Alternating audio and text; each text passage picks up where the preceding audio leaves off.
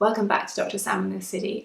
Today I'm talking concealers. Now, if you've come and seen me in the practice or you've watched my videos, you know that even in those who've got issues that they want to cover up with makeup, my philosophy is still always the same. Keep your overall base as light as possible and use concealer to build coverage just where you need it. It was actually Laura Mercier's original premise when she developed the tinted moisturizer to use the secret camouflage concealer to get the coverage just where you need it, but create the overall perception of really very little on the skin. And I think that that's really smart. Lisa Eldridge also does a video on covering up acne prone skin. I'm going to link to that below. And if you haven't seen that and you're breakout prone, it is a real godsend. Concealer is an essential tool, and I think that we need probably a couple of different products in our kit because different concealers work in different places. So the concealer you use for around the eyes, where we're usually trying to mask blue tones in the skin, and where we're using a product on skin that's naturally very thin and crease prone, the concealer that's best for that area will have very different properties to something you would use on your chin to conceal a blemish.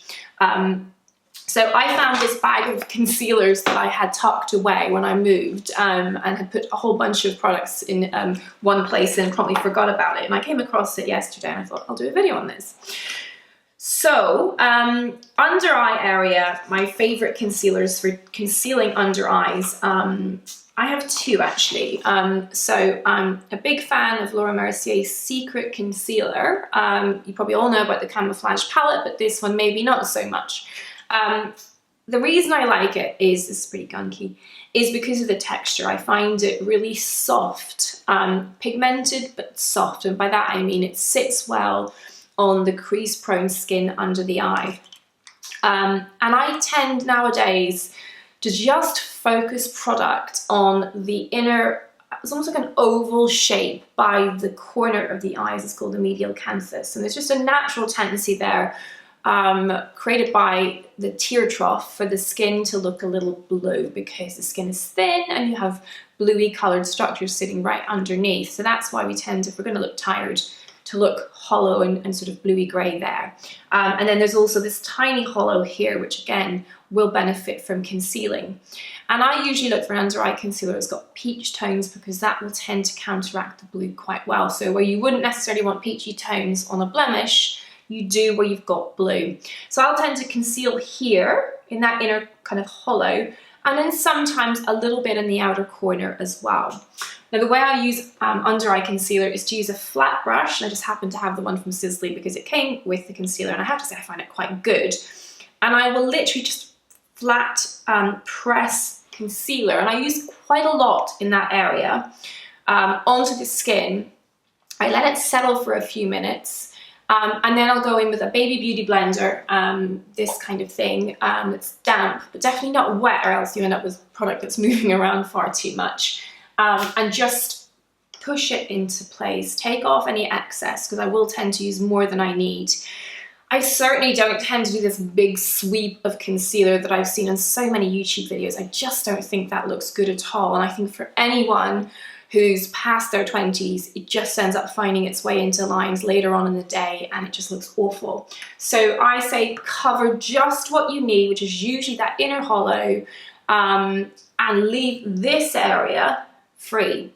Because I think that overall, the impression, if you brighten up this, creates that sort of fresh, rested look. So for face, I will apply a thin layer of whatever base I'm using all over first. I've never understood people who put concealer on first. So put a thin layer of whatever skin perfector I'm using all over. If you want something super light, Nars Tinted Moisturizer is awesome.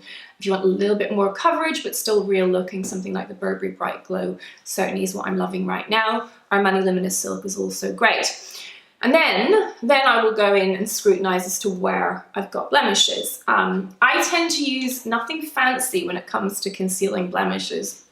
They don't deserve that much respect, frankly. So I will reuse a tool from something else. As I say, old under eye concealing pens I tend to use just because it's the right size of brush. You could use a lip brush. It's whatever gives you precision. It's about pinpoint concealing. So products I like to use for concealing blemishes. So at the minute, The new Nars product, and I've got vanilla and I've got custard, and it seems to me that most people out there also with my skin tone find that a blend of both works best. I'm probably more custard than I am vanilla.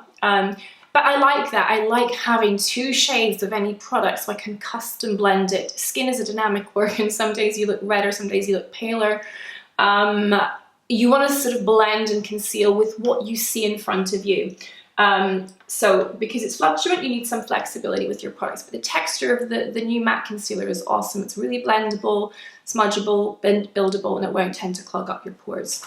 Other ones that I have access to, I love the texture of this, although I got slightly too pale a shade, which is the Moon Spot Dark Spot Concealer, which I think will cover most things, not just brown spots. I also like Radiant Creamy Concealer from Nars, although I've sort of moved away from using that on blemishes. I prefer the matte concealer for that. But for many people, this works really well under the eyes and maybe just to help conceal redness around the nose. Again, really blendable, as you would expect, and a great range of shades. I do have the Laura Mercier Secret Concealer, although I do find it a little on the dry side nowadays. I like a product that has a little bit more malleability. But again, the 2 shades allowing you to custom blend is a genius concept.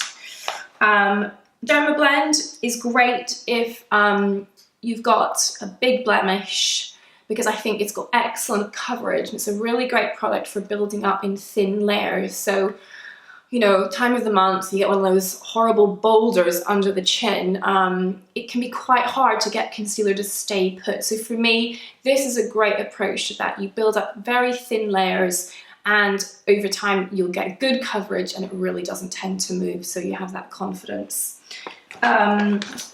Burberry Concealer, again, I love the texture of this product. It's great for around the eyes. Wendy really understands about concealing different tone areas that we want to hide in the skin and using different tones in the concealer accordingly. I just find the brush on this, which is actually a sponge, a little bit hard to use. So it's quite a thin product, so it's good for around the eyes, but I just find it lacks accuracy. So that's my only real criticism of that, but love Burberry cosmetics in general. And that's pretty much it.